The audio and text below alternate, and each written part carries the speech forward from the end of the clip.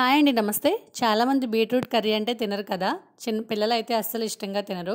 కానీ దీనివల్ల ఎన్నో ఆరోగ్యకరమైన ప్రయోజనాలు ఉన్నాయని మనందరికీ తెలుసు. అయితే కొన్ని యాడ్ చేసి ఈ కర్రీని టేస్టీగా ఎలా చేయాలో ఈ వీడియోలో చెప్పబోతున్నాను. వీడియోలోకి వెళ్ళే ముందు వీడియోకి ఒక లైక్ ఇచ్చి మన ఛానల్ సబ్స్క్రైబ్ చేసి వీడియో స్టార్ట్ చేయండి. అయితే నేను ఇక్కడ 1/2 kg బీట్రూట్ తీసుకున్నాను.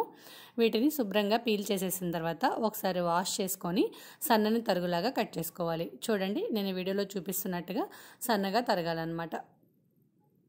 మరీ లావుగా కట్ చేసుకోవద్దండి. చూడండి, ఇలా కట్ చేసుకుంటే సరిపోతుంది. చూడడానికి ఎంత కలర్ఫుల్గా ఉంటుందో కదా, కానీ తినడానికి కూడా ఈ కర్రీ చాలా టేస్టీగా ఉంటుందండి. ఒకసారి తప్పకుండా ట్రై చేయండి. దానికోసం స్టవ్ మీద కడాయి పెట్టుకొని ఒక 2 స్పూన్ల వరకు ఆయిల్ వేసుకోండి. మరీ ఎక్కువ ఆయిల్ ఏం వేయాల్సిన అవసరం లేదండి. 2 స్పూన్లు వేసుకుంటే సరిపోతుంది.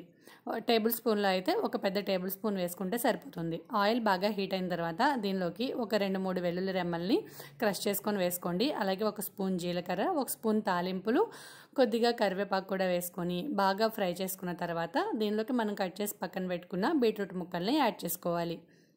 చూడండి, మొత్తం తాలింపు అంతా చక్కగా వేగిపోయిన తర్వాత బీట్రూట్ ముక్కల్ని వేసుకొని లో టు మీడియం ఫ్లేమ్లో అడ్జస్ట్ చేసుకుంటూ కలుపుకుంటూ ఉండాలి. హై ఫ్లేమ్లో పెట్టేయద్దండి, మాడిపోతుంది, కానీ ముక్క మనకి కుక్ అవ్వదు. అందుకని లో టు మీడియంలోనే అడ్జస్ట్ చేసుకుంటూ బాగా ఫ్రై చేసుకోవాలి. మూత పెట్టొద్దు, మూత పెట్టకుండానే ఫ్రై చేసుకోండి. ఈ కర్రీని మనము రైస్లో కూడా కలుపుకొని తినచ్చండి. మామూలుగా ఫ్రైలాగా చేసినా సరే రైస్లో కూడా కలుస్తుంది, నేను చెప్పే పద్ధతిలో చేస్తే. అయితే చూడండి, ఇలా కలుపుకున్న తర్వాత బీట్రూట్ అనేది ఫ్రై అవుతూ ఉంటుంది. ఇప్పుడు దీనిలోకి మనం ఒక సీక్రెట్ కారాన్ని ప్రిపేర్ చేసుకుందాం. దానికోసం ఇక్కడ ఒక మిక్సీ జార్ తీసుకొని దానిలోకి ఒక 2 స్పూన్లు ధనియాలని యాడ్ చేసుకోవాలి. ధనియాలు వేయించినవి కాదండి, మామూలు పచ్చి ధనియాలే. అలాగే దీనిలోకి 1 స్పూన్ జీలకర్ర వేసుకోవాలి. ఒక 2 ఎండుమిర్చిని మధ్యలోకి తుంచుకొని వేసుకోండి. అలాగే ఒక 10 వెల్లుల్లి రెమ్మలను కూడా వేసుకోండి, పొట్టు తీయకుండా.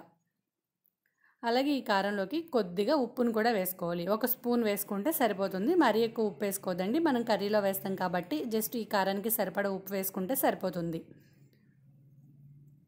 ఉప్పు కూడా వేసిన తర్వాత మిక్సీ జార్కి మూత పెట్టేసి ఫైన్ పౌడర్ లాగా చేసుకోండి. చూడండి, మరీ మెత్తగా అవదండి, మనం వెల్లుల్లి వేసుకున్నాం కాబట్టి. ఇప్పుడు దీనిలోకి ఎండు కొబ్బరిని 1 టేబుల్ స్పూన్ వేసుకోవాలి. ఒకవేళ మీ దగ్గర ఎండు కొబ్బరి లేకపోతే స్కిప్ చేయండి.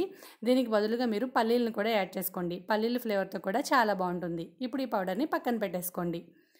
ఈలోపు బీట్రూట్ ముక్కలు చక్కగా ఫ్రై అయిపోయి ఉంటాయి. చూడండి, ఆయిల్ అనేది సపరేట్ అవుతుంది. ఇప్పుడు దీనిలోకి ఒక 1/2 స్పూను పసుపుని యాడ్ చేసుకోవాలి. పసుపు వేసి బాగా ఆయిల్లో ఫ్రై అవనివ్వండి. పసుపు నుంచి కొంచెం పచ్చివాసన పోయిన తర్వాత దీనిలోకి 1 టేబుల్ స్పూన్ సాల్ట్ వేసుకోండి. కల్లుప్పు వేసుకోవద్దండి, సాల్టే వేసుకోండి. దీనిలో మనం వాటర్ ఏమీ యాడ్ చేయం కాబట్టి కల్లుప్పు అయితే కరగదనమాట. అలాగే దీనిలో ఒక 2 టేబుల్ స్పూన్ల వరకు కారాన్ని యాడ్ చేసుకోండి. బీట్రూట్ తీయగా ఉంటుంది కాబట్టి కొంచెం కారం ఎక్కువే పడుతుంది. మీ కారం టేస్ట్కి తగ్గట్టుగా యాడ్ చేసుకోండి. మరీ ఎక్కువ వేసుకోవాల్సిన అవసరం లేదు, 2 స్పూన్లు వేసుకుంటే సరిపోతుంది. ఇలా ఫ్రై అయిపోయిన తర్వాత ఇప్పుడు మనం ముందుగా పౌడర్ చేసుకొని పక్కన పెట్టుకున్న మన సీక్రెట్ పౌడర్ని దీనిలోకి వేసుకోవాలి. ఈ పౌడర్ వేసిన తర్వాత ఒక 1 మినిట్ పాటు కలుపుతూ ఉండండి. మనం ధనియాలు, జీలకర్ర అనేవి వేయించకుండా పచ్చివే వేసాం కాబట్టి అవి పచ్చివాసన పోయే వరకు దీన్ని ఆయిల్లో ఫ్రై అవనివ్వాలి. ఒకసారి మొత్తం వేసేసుకున్న తర్వాత కలిపేసుకోండి. మూత అస్సలు పెట్టద్దండి, వాటర్ పడడం వల్ల ఫ్రై అనేది టేస్ట్ పోతుంది. అలాగే మనకి నిల్వ కూడా ఉండదు. ఇదైతే ఫ్రిడ్జ్లో పెట్టే పని లేకుండా ఈ కర్రీ మనం వాటర్ ఏమీ వేయలేదు కాబట్టి 2-3 డేస్ బయట ఉన్నా సరే అస్సలు పాడవదండి. టేస్ట్ కూడా చాలా బాగుంటుంది. అలాగే మన హెల్త్కి కూడా చాలా మంచిది. తప్పకుండా ఒకసారి ట్రై చేసి మీకు ఎలా వచ్చిందనేది నాతో కామెంట్ సెక్షన్లో చెప్పండి. చూడండి, మన బీట్రూట్ ఫ్రై అయితే రెడీ అయిపోయింది. చూసారు కదా, చూడడానికి ఎంత ఎమ్మీగా ఉందో. అంతేనండి, ఇంకా స్టవ్ ఆఫ్ చేసేసి సర్వ్ చేసుకోవడమే. ఎంతో టేస్టీగా ఉండే బీట్రూట్ ఫ్రై రెడీ అయిపోయింది. పిల్లలు కూడా ఇష్టంగా తింటారు. ఒకసారి తప్పకుండా ట్రై చేయండి. అలాగే ఈ వీడియో కనుక మీకు నచ్చినట్టయితే లైక్ చేసి మీ ఫ్రెండ్స్ అండ్ ఫ్యామిలీస్కి షేర్ చేసి మరిన్ని ఇంట్రెస్టింగ్ రెసిపీస్ కోసం మన ఛానల్ని సబ్స్క్రైబ్ చేయండి. Thanks for watching.